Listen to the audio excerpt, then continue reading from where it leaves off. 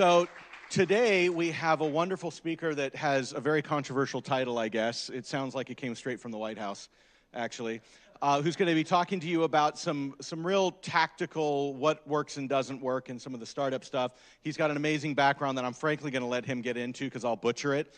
So would you please give a warm round of applause to Les Trachtman.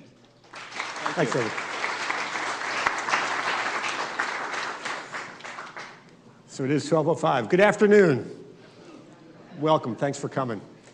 So first, a couple of logistical things.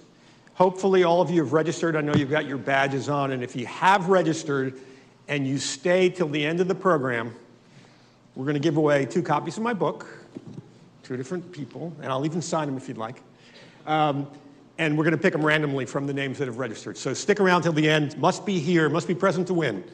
So that's your inducement to listen to me the whole rest of the time. So again, thank you for coming. I first want to introduce myself a little bit differently than having any relationship to the White House. Seems like there's a lot of people in Washington these days that are trying to distance themselves from the White House. And I live not that far from the White House. I live in Annapolis, Maryland, and we get some of the fallout that happens from there. But I figured I'd have to bring up at least one White House joke today. So that's it. My claim to fame, so I'm an entrepreneur, and I've been a second CEO. That's not my phone. Maybe that's the White House calling. Wasn't me. I didn't do it. I've been a second CEO 6 times. And the reason I've been a second CEO 6 times is I'm not smart enough to be a first CEO. And so I take over from a founder CEO and try to help that person, he or she, scale their company. I'm not an academic researcher. I really don't like research that much. I'm just a keen observer. And I observe things that I see as I do them, as I've worked through them. And then I try to put together patterns, try to understand what's really going on. And what I've found, and the reason I wrote this book, is that there are clear patterns. There are very distinctive patterns that happen in almost every founding situation. Some of you may have run through some of these yourself, and you might hear some things that are familiar to you. But my goal of writing the book was to help people like myself who come into situations, either founders, successors, investors, board members, executives, who come into situations like this and try to help them avoid some of the mistakes, some of the stumbles that I've made along the way. Now, I know in the audience there are a few people that I know pretty well, know me pretty well, and they know of all the stumbles that I've made. I only talk about a few of them in the book, but if you can seek out those people who actually know me, they'll probably tell you the rest of them as well. In any case, the only other distinguishing factor that I have in my career, or maybe in my life, and for those of you who have read my book, you might actually know this, but I was a classmate of Dee Snider. Okay, so there's some young people in the audience probably don't know who Dee Snider is. So anybody know who Dee Snider is? Duke Snider. Well, he's a little older Duke than Dee Snider. Yeah. Twisted Sister. So Dee Snider, Twisted Sister, was a classmate of mine the same year that I was in high school, in a little school in New York. And the real distinction is that my hair was longer than Dee Snider's at the time. So that's the only credibility that I have. That and I wrote a book now.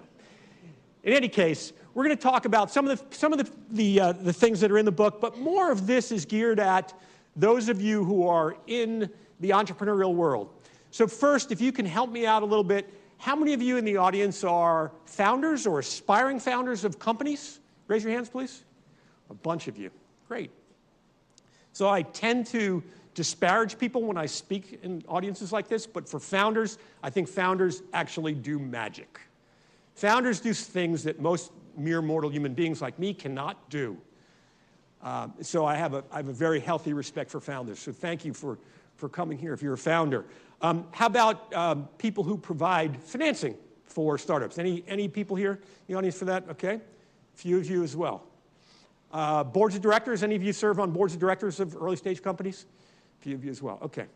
So I'm an equal opportunity disparager. Other than founders, I will disparage all of you during this conversation today. And you can come back and disparage me as well. I'm okay with that. So we're going to talk about a few things, but of course, no presentation starts out right when you talk to entrepreneurs than to talk about money, right? All of you who have startup ventures probably are looking for money, either money to invest in your company or money that you're going to generate from revenue. And there's some interesting things that happen with money in the entrepreneurial world. And they're not all very obvious. At least they weren't obvious to me when I started out. So the first thing that you need to know about money is there's a lot of it out there. There's really a lot of it out there. Now, those of you who are founders are kind of looking at me right now saying, there's a lot of it out there. How come it's not coming to me? Right? There's a lot of it out there, and it's looking for great places to invest. I'm sure that that's the reason that Bitcoin is so popular today. And none of you laughed about that. But if you're looking for a place to just dump money, dump it into Bitcoin. And I don't mean that because it's a good investment. It's probably not a good investment. But it is someplace you can just throw your money and everybody will think you are really smart if you do it, as long as Bitcoin keeps going up. Now, I haven't checked the price today. I know yesterday it was down a bunch. But I have friends who've invested in Bitcoin, and they think they are experts. They really think they're experts. And the reason that they tell me that they're experts is because I just have to look at how big their investments have grown over time. So the second rule that I want to tell you about money is that people with money and people who make money are not necessarily very smart. If you invested in Bitcoin and it went up, that's great. But I got news for you, it doesn't make you smart. And in fact, if you are smart, you'll probably sell your Bitcoin while it's up, so that when it goes down, you won't look as stupid as some of the other people that have invested when it was way at its top. In fact, it reminds me of the real estate catastrophe that we had several years ago. I think it was 2008. In the world today, people who are investing in Bitcoin really don't have a clue about what Bitcoin is. Well, yeah, they tell me it's blockchain technology, and it's the next coming. It's better than the internet. It's more important than a lot of things. And I get some of that stuff. But I also get that in the real estate boom right before 2008, there were dentists that were making money flipping houses. What do dentists know about investing in real estate? Probably nothing, as they found out in 2008 when they were left holding that real estate and it went down to a third of the value that it had. The same thing could happen with Bitcoin. But I'm not here to talk about Bitcoin. All I'm here to talk about is that money doesn't necessarily make you smart. And in fact, in many cases, when you get money, that money that you seek as an entrepreneur, as a founder, when you get that money, somehow that turns you stupid. So you take that money and you go out and you hire executives that cost a lot more money than those executives that you were trying to hire when you didn't have the money.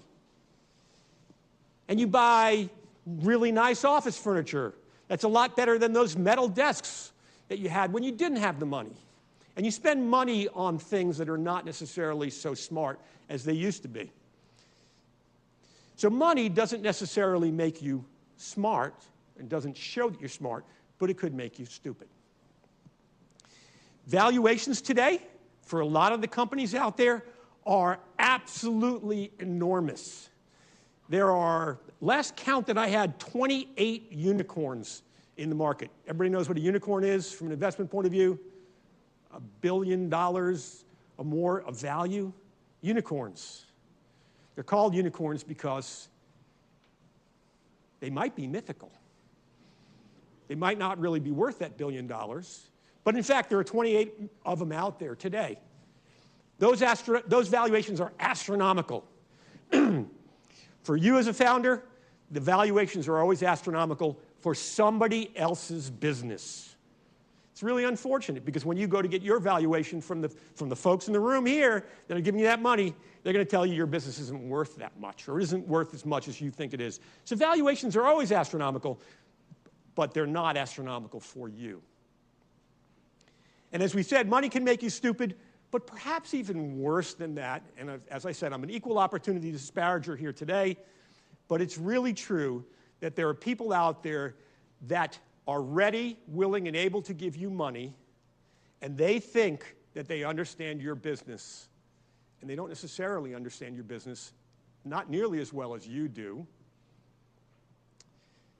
And the fact is that angel investors, venture capitalists, private equity investors, many of them actually think because they have money that they understand what your business is.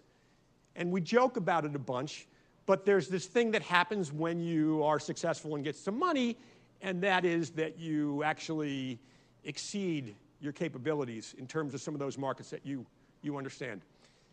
There was an example of a little company called Segway that pitched to Steve Jobs.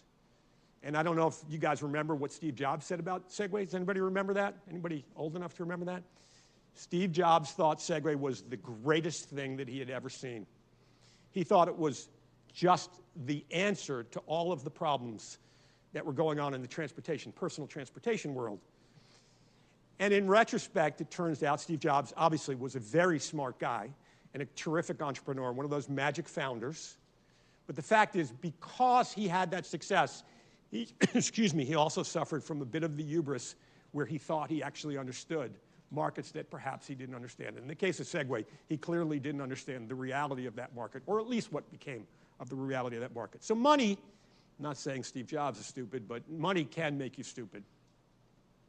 And perhaps most importantly, although we all as founders seek money, and we spend a lot of our time seeking money, it alone can't help your venture. If you've got a bad venture, raising a lot of money probably is not going to make it a great venture. So although we're all out there seeking money, be careful. It may actually make you stupider than you were before, and when you get it, it won't solve all your problems. So realize there's all these other problems, fundamental things that you need to think about in your startup business. Okay, so second, let's talk about something that's maybe a little bit more interesting than money, and that's management talent. So management talent for all of you that are starting companies, and for maybe some of you who are that management talent looking for your next great opportunity, management talent is hard to find. It is absolutely a seller's marketplace out there. If you've got the talent, you can actually sell yourself very, very well. It's hard to find. We entrepreneurs, when we're looking for talent, it's also always very scarce. Great founders, we talked about, they do magic. And as my screen shows right now, they at least believe that they're great managers, but the fact is, you can't see it very well, I'm sorry, but great founders don't always make great managers. So you'll see when we talk about a little bit later in the presentation, the idea of founders, where I can actually disparage founders a little bit at that point. What we'll find is great founders are great at some things, but not necessarily being great managers. So they need to attract the talent. And the great founders out there that really are able to scale their companies are the folks who find great people to serve with them. And in fact, you've heard this before, but many great companies are founded by people who say, I'm the stupidest one in the world, in the room, maybe because they raised some money, and the money made them stupid, but I'm the stupidest one in the room, but I hire great people to serve around me. And those are the people that actually get it, because ultimately it is about getting your entire management team together. So you may have seen the promo for this session today, and one of the things I said is that there is a very simple way to burn a great venture to the ground, and this is it. Hire family and friends. You know what happens when you hire family and friends into your company and they're not good at what they do? Do you know what happens? Nothing happens. And that's the problem. Nothing happens. They don't get fired, they don't lose their title, and they don't get pay decreases. You know why they don't get that? Because they're family. It's really hard to fire family. A lot of founders bring family and good friends into their companies because they can, because when they don't have money, they need the loyalty, and so they use that to help them bring people in. And some family and friends are really good. I have to, at least admit that. I've seen it happen before, but it's really, really hard when you bring family and friends into your venture if they're not very good at what they do, or if your venture grows past their capabilities to do anything about it. But that's what's worse about having family and friends in your venture, especially if they're not very good, is not that nothing happens to them and not that they take up space in your company. It's that the great performers in your company look around and say, this is not a meritocracy. Right? This is not a meritocracy. This is about who you know and what your bloodline is and who you're related to. And so therefore, performance doesn't really matter. And when that message gets sent to your great performers in your company, you lose. You lose as a founder, you lose as a management team, you lose as investors. So be smart about it. Family and friends is, in fact, the best way to burn a great venture to the ground. Technology. A lot of you are technologists. So of the founders in the audience, how many of you are technology background? Engineers, developers, software people? Bunch, not everybody, that's good. So technology is really, really important in the startup world these days. Many of the ventures, certainly many of the ventures coming from the West Coast, are technology ventures. But the fact is, it isn't about the technology. Engineers often actually dispute that with me. They say it is about the technology. And the fact is, this stuff is rocket science. This stuff is hard. The stuff that's being invented today is very technically astute. It's way past my capabilities as an engineer graduating many decades ago. This stuff is rocket science. But the fact is, nobody is buying technology for technology's sake. Right? We talk about nobody beats a path to your door if you build a better mousetrap. That's really the case with technology. So those of you who are technology founders, you need to get over that. You need to get over the fact that it isn't about the technology. You need to figure out what it is about. And we'll talk a little bit more about that when I disparage salespeople a little bit later. But technology has to solve a problem. And this is something that we talk about all the time, but oftentimes technology gets developed because it's so cool. Can you believe I can do this? That's what engineers say to me. And the answer is no, I can't believe it. This stuff is rocket science. I don't understand it. Seems pretty cool to me. But the real question is, does it solve any problems? Does it solve something that somebody will pay money for? Will enough people pay money for it to make it into a real business? And so when you get great technology, and you get great people, and you keep your family and friends out of it, now you got to figure out what to do with it, and marketing does matter. Now, a lot of engineers that I know, a lot of great engineers that I know, don't actually believe that marketing matters. They actually think that because their technology prowess is so great, that in fact, that will shine through no matter what happens. And we're going to talk a little bit further about that when we get to the sales part of things, but it is all about marketing. You have to have a good enough technology that solves a real problem. You need to raise a sufficient amount of money so you can get it to market, and perhaps you can even market it and promote it. But the fact is, it's not just about technology. And although engineers sometimes say that they get it, oftentimes they fall back on what they're comfortable with, which is it is about the technology for them. So now let's move to sales and marketing. So if you're a technical founder, or even if you're not a technical founder, you're just a regular founder, somebody with a great idea, or somebody that can execute very well on what they do, one of the tasks that you're going to have to engage in is finding great sales candidates. Anybody ever hire a sales VP for their venture? A couple of you have. Anybody ever hire a real loser? I've done it a few times. I figured out why I hired a loser, or losers, because I did it several times. I figured out why I did it, and I figured out why I was so inclined to do it. And that's because salespeople give good interview. That's what they do.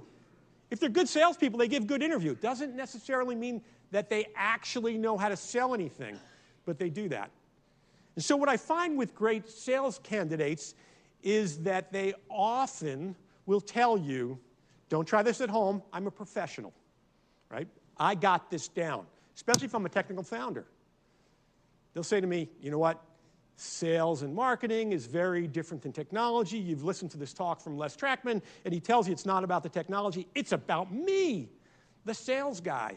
And I'm going to take you to the promised land. And the reason I'm going to take you to the promised land is I've been in this industry for years, and I've got a Rolodex of the right people to talk to. Rolodex. I've just dated myself. Ah. Dee Snider would be proud of me. Rolodex. Everybody know what a Rolodex is? Yeah, it's that thing that used to actually be a roll of contact cards that you used to keep your contacts in. Now you probably call it LinkedIn or something else like that. In any case, they tell you, great salespeople, I can't tell you how many times this has happened to me, and it happens today. Not 10 years ago, not 20 years ago, it happens today, but salespeople will say to me, I can do this because I know all the people in the business. So here's a lesson that this is a great takeaway for those of you who are technology people in the audience or people that are not necessarily sales inclined. If you interview one of those people, run, don't walk. Run from them. That just means that at one point in their life, they were able to get a box full of cards with people's names on it, and it doesn't necessarily mean they're going to be able to figure anything else out again. And they're going to live the rest of their careers on that. Some salespeople actually do pretty well the rest of their careers just with that box of Rolodex cards. But be careful about that. It isn't about the past when you hire a salesperson. It's about how they can help you get to the future. It's about managing a sales team, and it's about scaling sales. And those same people who talk about, don't try this at home, I'm a professional, I know all these people, when you ask them why they're good at what they do, they say, because I'm a people person. Right? Isn't that what they tell you? I can talk to anybody. I can sell snow to an Eskimo. I can do all this stuff because that's what I do. This isn't about technology. Remember what Les told you. It's about how you market and sell these things. And in fact, I know how to do that. So lesson number 2 in building and hiring a sales team is this is a science. It is not an art. Sales is not an art. Sales is not about personalities. Sales is about executing. Sales is a contact sport. It's about making the contacts. It's about walking things through a pipeline, and it's about getting confirmations from your customers. One of the things that happens all the time when you do a strat meeting, a sales strat meeting, any of you ever held a sales strat meeting where you go through with your salespeople on where their pipeline is at a certain time? So the first thing that happens is you say, okay, so how are you doing? He says, wow, my pipeline's great. I've got enough in there to be able to make my quota for this period of time. That's terrific. And you pick out one of the prospects, perhaps one of the most important prospects in there, a big one, for example, and you say, okay, where is this person, this entity, in the sales cycle? The first phrase out of every salesperson's mouth, especially the ones that are lying, is, anybody know? I think, ... That's what it is. It's I think. And guess what? It doesn't matter what your salesperson thinks. It only matters what the prospect thinks. So how do we get from what the salesperson thinks to what the prospect actually believes? So how do we get to that? And in the world of startups and early stage companies, the way you get to that, in my world, is a confirmation.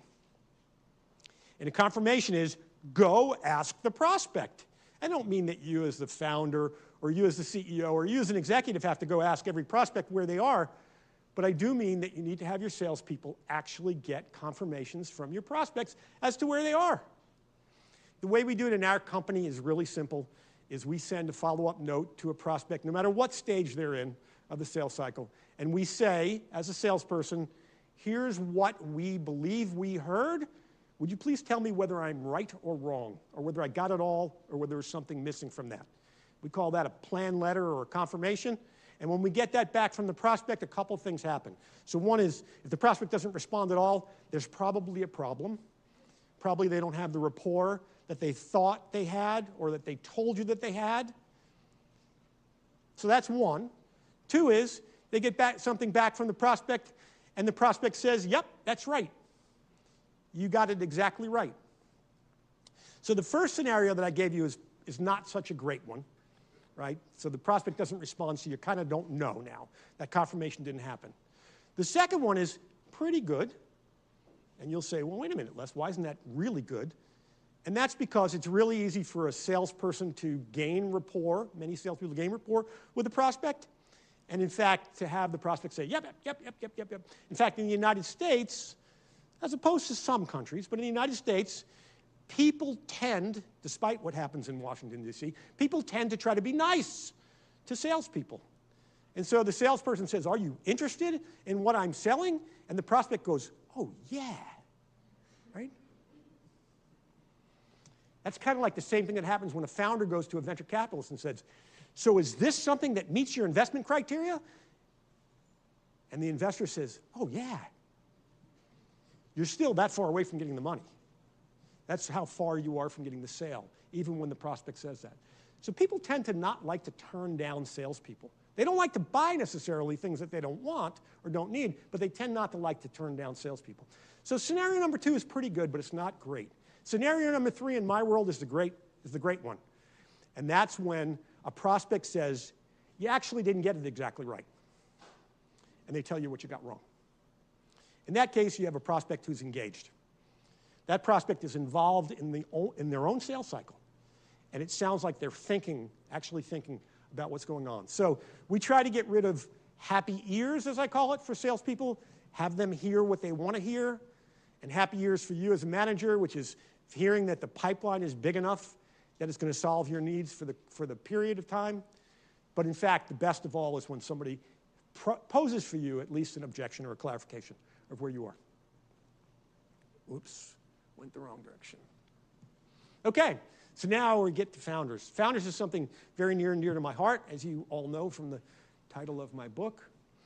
And our goal is to optimize founders' capabilities. And again, I started out by saying that founders, you all in the audience that are founders, you're the magic. You make things happen that could not happen otherwise. And in fact, I think it's what makes the United States great. What makes capitalism in our world work really well, and that's the innovation process, which you all should be very proud of being part of that. It's important.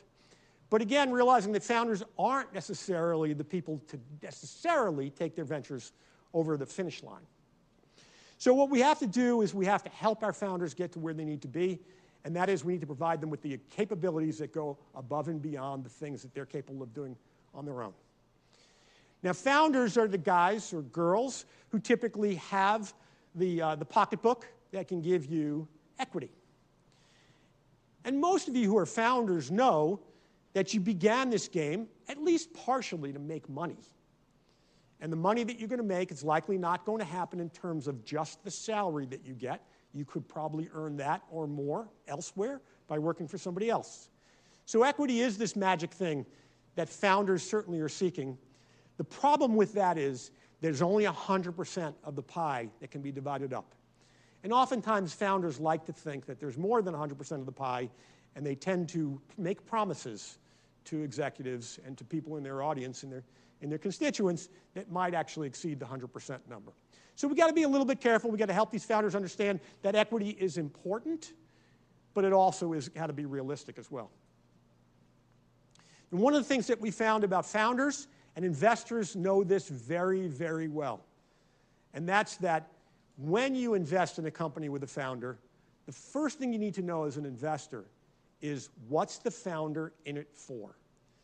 And there's a friend of mine, actually I'll be down at USC next week, a gentleman by the name of Noam Wasserman, who studies founders from an academic point of view, and what he coined was the term rich or king, or rich or royal.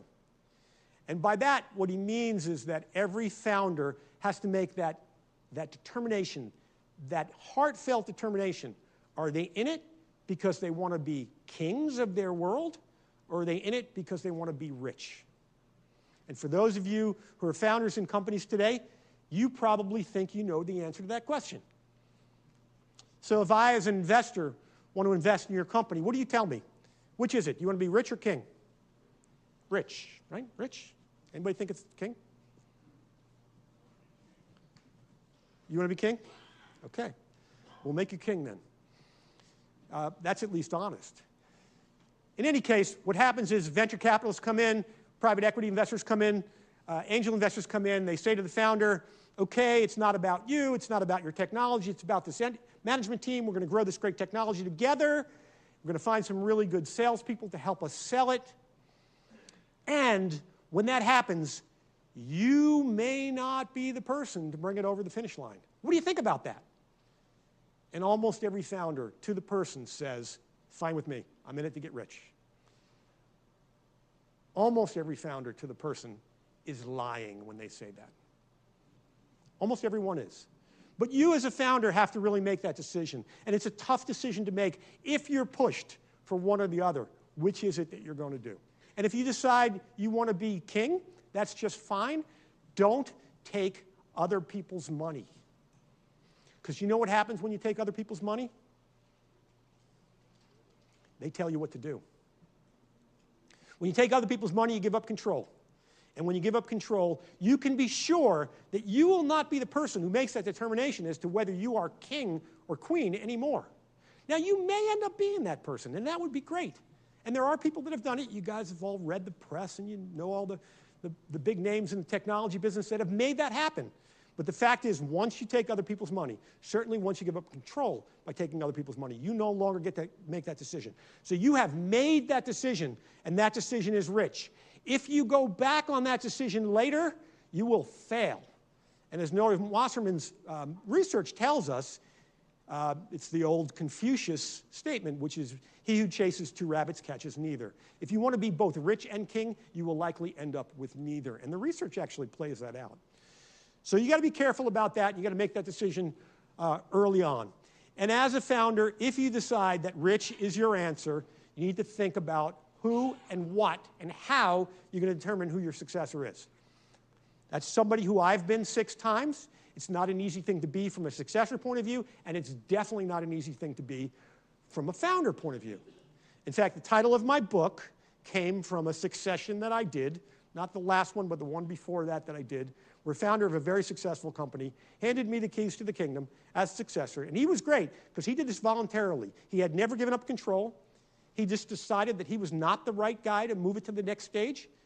He hired me to come in. I'd known him for a bunch of years. He hired me to come in, gave me the keys to the kingdom, and his first statement to me when he did that was, Les, whatever you do, don't F it up. That's what he said to me. And when he said that to me, I knew him pretty well. I kind of let it slide off my back. This was my 5th time that I was doing it. Yes? I'm sorry, Pastor, but did you? We'll wait on that. That's the punchline. Actually, to be honest, I've done it 6 times. Twice, I effed it up out of 6 times. If I was a baseball player, I'd be in the Hall of Fame for that. But I effed it up twice.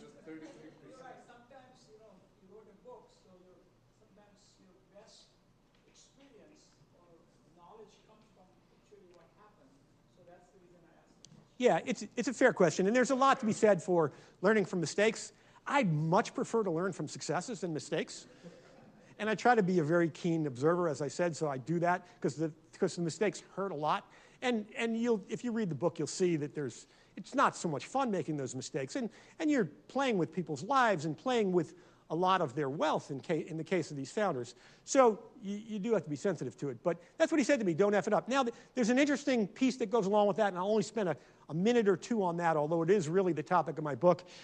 And that's that when somebody says don't F it up to you, in whatever the capacity is that's said to you, and you know, if somebody didn't say it to you, they probably felt it when they gave you responsibility, when they promoted you, when they gave you their money to invest, if you're an investor, they probably were thinking deep down inside, here it is, but don't F it up.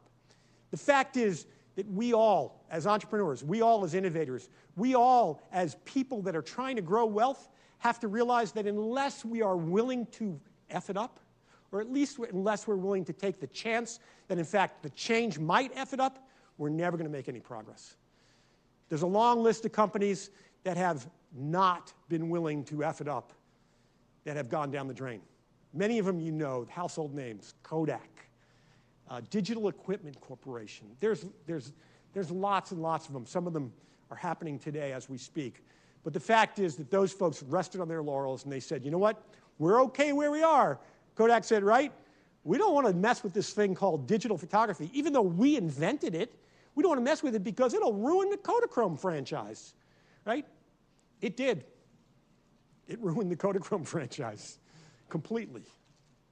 So we have to be willing to F it up, and that's one of the things that we learn in the founders world, is that although founders sometimes have to hand off the baton to somebody else, they also have to be willing to at least let that happen.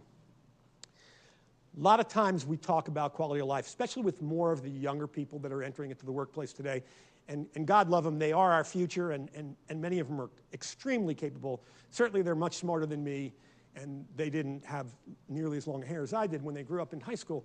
But they all talk about quality of life. And I, as an old curmudgeon, believe that quality of life is really, really important. But there is no such thing in today's world as a work-life balance. If I hear work-life balance one more time, I'm literally going to throw up. It's not a pretty scene. There is no work-life balance. And what I mean by that is I don't mean that you should be working all the time or that you should not be working all the time.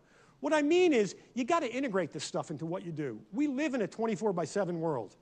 Right? Up until I got here today, I was doing email and responding and talking to people in my company on the phone. But I'm here to do this presentation today. I should have left that out of my brain. I should have been way more prepared for this presentation than I am because of that. I should have done a lot of other things. But in fact, we live in a 24/7 world, and you will always be on call. If you're a real important person in any venture, founder, executive, investor, board member, what have you, you're on call all the time. So you need to figure out how to separate those so that they work for you. There's a few lessons in here that are really important that I talk to young people, my kids, people in the companies that I work with, and that's that it goes like this. If you hate your job, doing less of it will not make you feel any better. It just won't. So find a job you love and work at it as you can build it between what you do in the other parts of your day, which is live your life. Control your own destiny. So figure out a way so that you can be an important part of what you do, but that you can have that time that you need for yourself. We talk about in our company the fact that there are going to be times when you need a plumber to come to your house because your sink is leaking and it's the middle of a business day. That's going to happen, and that's okay. Just remember that when my company's pipes are broken, I'm going to call you in the middle of the night to come and help me do that as well. That's the give and take that goes along with it. So just make sure you've got that understanding and that balance, and that you, in fact, do control your own destiny. Realize that this is about prioritization, realizing that not everything is important.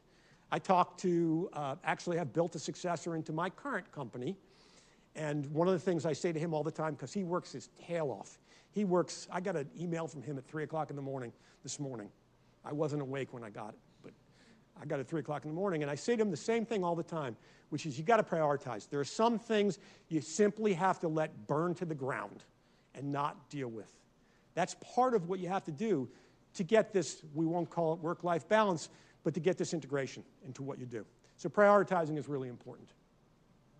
Risk is the last topic that we'll talk about, and then I'll stop and you can ask me questions or you can disparage me or whatever you'd like to do about it. The whole entrepreneurial world, all of innovation is about risk, and it's about a risk-reward relationship. That's a risk-reward relationship with your investment. That's a risk-reward relationship with the amount of effort you're going to put into something, and it's a risk-reward relationship with what you're giving up, your opportunity costs, to join the venture or start the venture that you're dealing with. People that enter into early-stage companies have to realize that there's a massive trade-off between short-term and long-term. The long-term has to be what you're focused on. The short-term can't be what you're focused on. The problem with that is most of our bills in life are short-term, and we have to pay those bills. So what you have to figure out, part of that integration in your life, is can you afford to be in an early-stage company? Can you afford to have low salary or no salary with the anticipation that someday you're going to earn the big bucks? You're going to get a nice equity event that occurs. Can you afford to do that? And what we find is there's a lot of stress in the world of entrepreneurs where we get people, either ourselves or people in our companies, who actually don't get that balance right. Where they have short-term bills that they have to pay, but they're playing for the long run. And they talk about that. They talk about the fact that they are in it for the long run, that they really don't care about short-term earnings, and they're willing to give up salary for that. You've got to make sure that they are comfortable with whatever that level that is. And if you're an executive or you're a founder in a company, you got to make sure these people that join your company can afford to be in your company. Now, maybe you're one of those, you're one of those well-heeled unicorns, right? You can, because you've got all this money, you can pay them all these gobs of money that they don't deserve, or maybe they do deserve. But in any case, you've got to make sure that the people you bring into your ventures have that comfort zone. There's a lot of stuff that's been written these days about how older entrepreneurs, and I'm happy to see that there are at least a few people in the audience that have some gray hair, but how older entrepreneurs perhaps are even better at what they do than the younger entrepreneurs are, right? We used to think that the best entrepreneurs were ones that got out of school, they had nothing to lose, so they took these big risks and created these ventures and they skyrocketed, and that was wonderful. But now we're finding that there are some older entrepreneurs who actually have gotten to that point in their life where they've actually banked a little bit of money. They no longer have kids at home that they have to subsidize, and they actually are able to take less cash dollars in return for some longer-term thing. So just make sure that people, that you as a founder or you as an executive in a company or you as an employee, find your own comfort level with that. People are the key to everything. As you go through this, as you build your companies, you got to choose people carefully. Nobody wants to work with assholes, right? There's a book with that title, right? I'm allowed to use those bad words because I put it on my title. Nobody wants to work with assholes. But guess what? Every asshole wants to work with you. How the heck did that happen? So be careful who you bring into your company. There is a category of employee, and some of these employees are quite talented. Some of them are expert technologists. Some of them are irreplaceable for what they know, but they are impossible to work with. We call those talented terrors in the companies. And we are all, as company founders, as executives, we're all reluctant to fire them or get rid of them, right? They have institutional knowledge. They're uniquely capable of doing the things they need to do. And we keep them in our companies. And you know what they do? They F it up. They F it up. Not because they do a bad job, but because they piss off everybody around them. They suck energy out of the room. They realize, they take away from the value of the overall entity in return for their special expertise. Those are the assholes who want to work with you. Be careful of those people.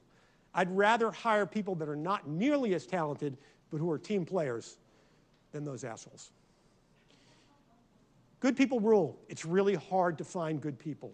Find those good people, nurture those good people, and make sure that you take care of them. Make sure that you can integrate their lives into what you have in your company. Make sure they can afford to do what they do, and make sure that you give them the opportunity to come in your company and F it up.